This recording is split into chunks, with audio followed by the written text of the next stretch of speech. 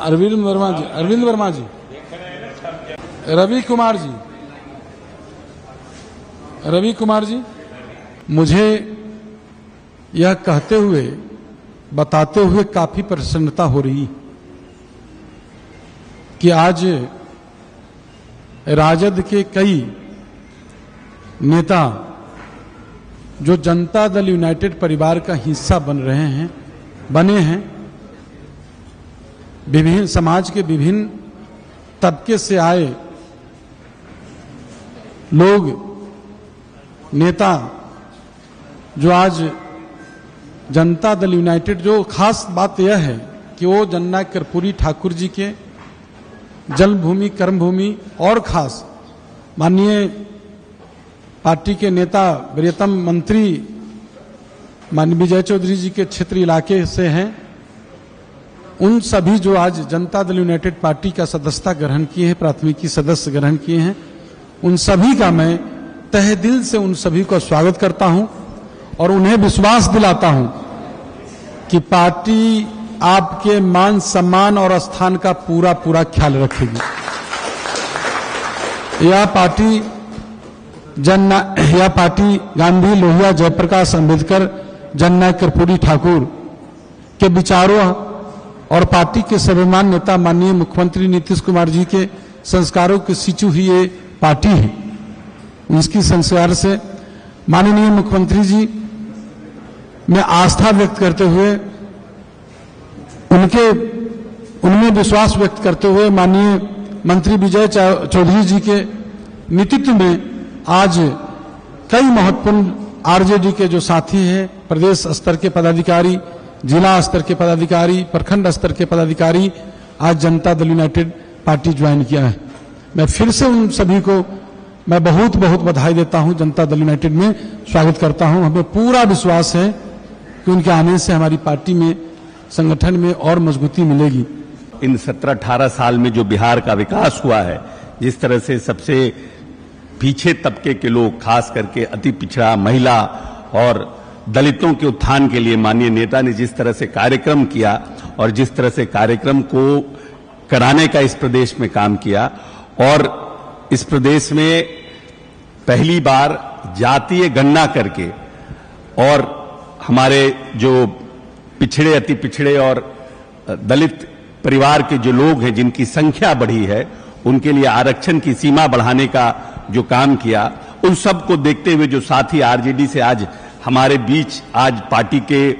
माननीय विजय चौधरी जी, हमारे बड़े भाई और हम लोगों के माननीय सम्मानित अभिभावक के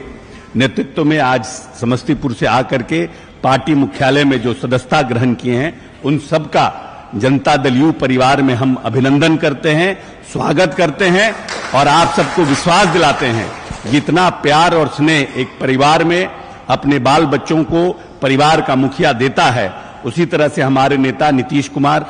इस परिवार को सींचने का काम करते हैं, अपने कार्यकर्ताओं को स्नेह और आशीर्वाद देने का काम करते हैं। इसलिए आप सब परिवार के लोगों का हम इस जनता दल यूनाइटेड परिवार में अभिनंदन करते हैं, स्वागत करते हैं और उम्मीद करते हैं कि आने वाले जो हमारा जो बड़ी लड़ाई है, जो नीतीश कुमार के नेतृत्व में 2025 में लड़ाई लड़ी जाएगी, उसमें पूरी ताकत, क्षमता के साथ, क्योंकि जो हमें जानकारी मिली है कि बहुत से लोग जिला परिषद के सदस्य रहे हैं, बहुत से लोग मुखिया रहे हैं, बहुत से लोग पैक्स से आए हैं, तो जो त्रिदशीय पंचायती राज व्यवस्था है, कोई प्रदेश के प्रवक्ता रहे हैं, पार्टी के संगठन में प्रदेश के सचिव रहे हैं, उन सब साथियों का हम समझते हैं कि हमारे अध्यक्ष जी सदुपयोग करेंगे और पार्टी को और संगठित रूप से मजबूत करके आपकी भूमिका का भी निर्वहन कराने का काम करेंगे। लेकिन हम आप सभी प्रेस के लोगों को सिर्फ 2-3 बातों की तरफ अग्रसर कराना चाहते हैं कि अभी कल परसों, आज मौका है, कल परसों हमारे प्रतिपक्ष के नेता ने प्रेस कॉन्फ्रेंस किया था और उसके माध्यम से उन्होंने पदयात्रा की, बिहार में यात्रा की घोषणा की है और 3 बातों की तरफ प्रदेश की जनता का ध्यान आकृष्ट कराने का काम किया। एक, जातीय गणना, दूसरा अपराध और तीसरा इस प्रदेश में आर्थिक और बिहार को विशेष पैकेज। ये 3 मुद्दा है जिसको लोग करके ये पदयात्रा करने जा रहे हैं। तो हम ये पूछना चाहते हैं आरजेडी के लोगों से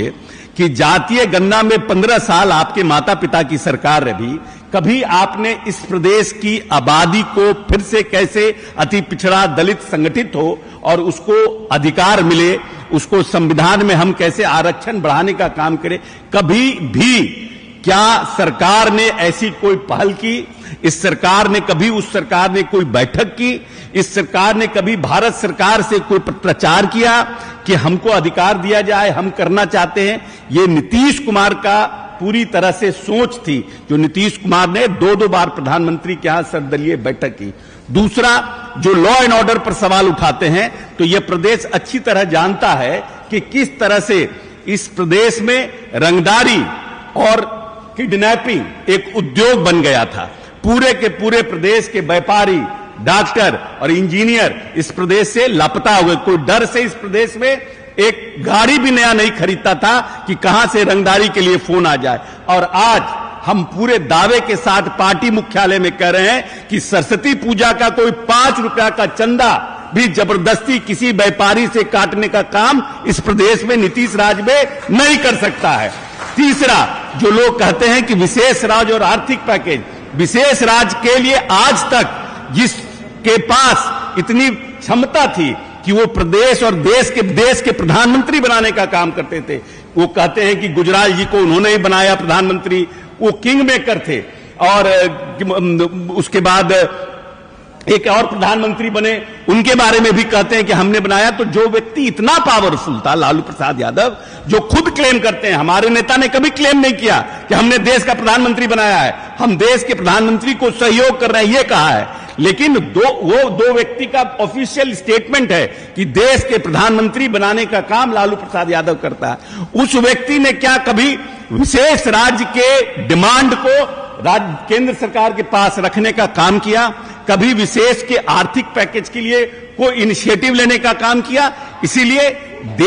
प्रदेश की जनता को भ्रम पैदा करने का कोशिश तेजस्वी यादव न करें। यह अकेला नेता है नीतीश कुमार, जिसके पास विकास का विजन है, प्रदेश को आगे ले जाने के लिए एक सोच है, और 21वीं सदी का बिहार का जिसने सपना देखा है। यही हम बात आप सबसे कहना चाहते हैं, और अपने साथियों का प्रदेश मुख्यालय में हम स्वागत करते हैं और उनको पूरी तरह से उनका अभिनंदन करते हैं। धन्यवाद। सबसे तो पहले जो हमारे अध्यक्ष जी और हमारे मंत्री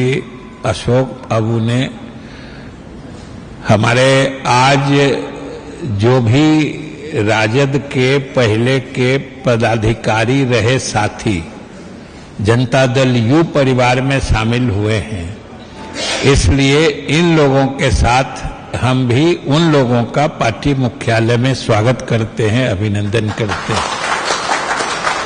और हम कुछ ज्यादा जोर से इसलिए करते हैं कि जैसा कि सब लोगों ने कहा कि ये सब लोग समस्तीपुर और हमारे निर्वाचन क्षेत्र और समस्तीपुर जिला के मुख्यालय क्षेत्र से आने वाले लोग हैं। और जो सबसे बड़ी खासियत 2 चीजें हैं जिन लोगों ने आज आपके सामने सदस्यता ग्रहण की है, आप लोगों ने भी, हमारी मीडिया के साथियों ने भी गौर किया होगा कि पहली चीज तो ये सभी लोग जो मध्यम स्तर के नेता होते हैं, एक तो बिल्कुल ऊपर के नेता होते हैं, एक जमीन पर कार्यकर्ता के साथ सीधे जुड़ाव रखने वाला जो मध्यम स्तर का नेता, जो किसी भी पार्टी की रीढ़ होता है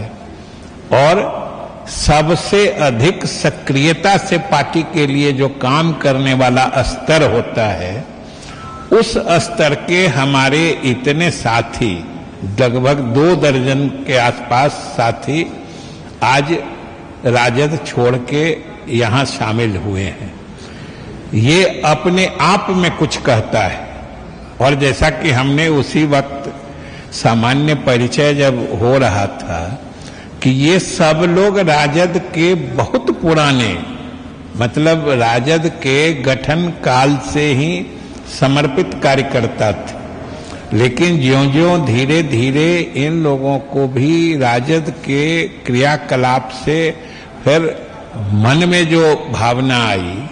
उसके आधार पर उन्होंने ये निर्णय लिया है, जो स्वाभाविक रूप से एक बहुत ही प्रासंगिक, जो अभी के मौजू कहते हैं, बहुत ही सही निर्णय है।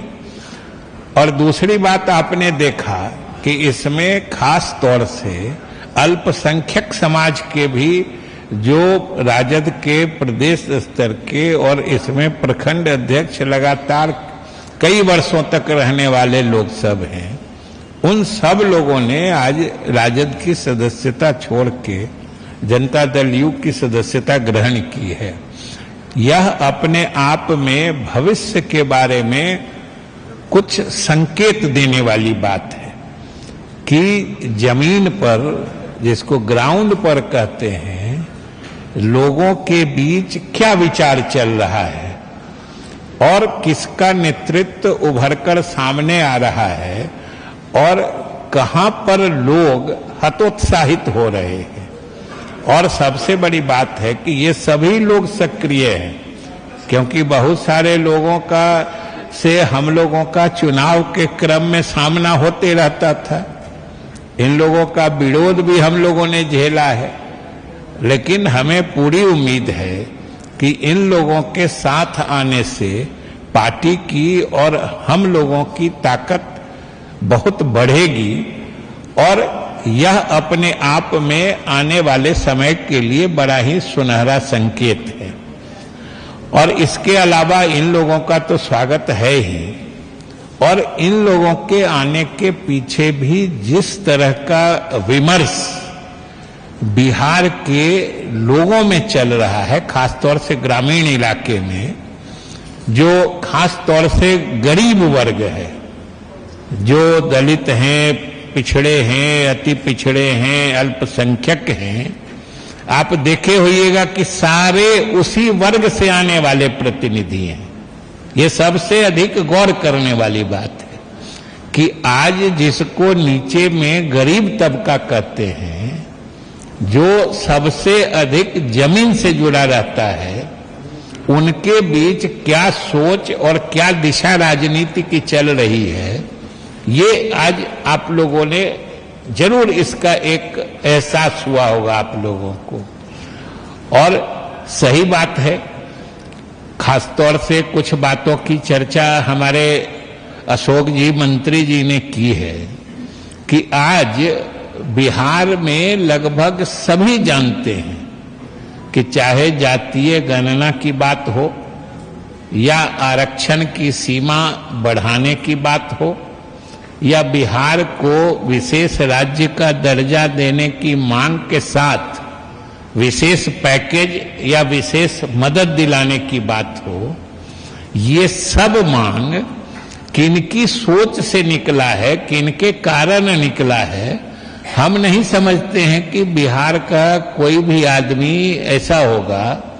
कि ये नहीं समझ रहा है कि ये किसके कारण शुरू हुआ था। और ये अब ये बात इसलिए ज्यादा उभरकर एक बार फिर से सामने आ रही है क्योंकि अब ये सब चीजें फलित हो चुकी हैं, जातीय गणना पूरी हो चुकी है, उसके आंकड़े आ चुके हैं, उन आंकड़ों के आधार पर आरक्षण की सीमा बढ़ाई जा रही है। तो अगर आपने जो हम लोगों के कानून को स्ट्रक डाउन किया गया है, माने खारिज किया गया है, उसी ऑर्डर का, उसी फैसले का पार्ट है कि ये नया वाला फैसला हम निरस्त करते हैं, पुराना जो कोटा था उस पर नौकरियां मिलना जारी रहेगी, ये उसी फैसले का पार्ट है।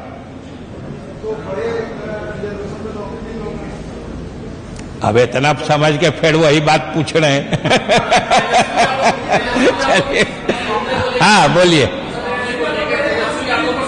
एक आदमी बोलिए ना, एक एक करके।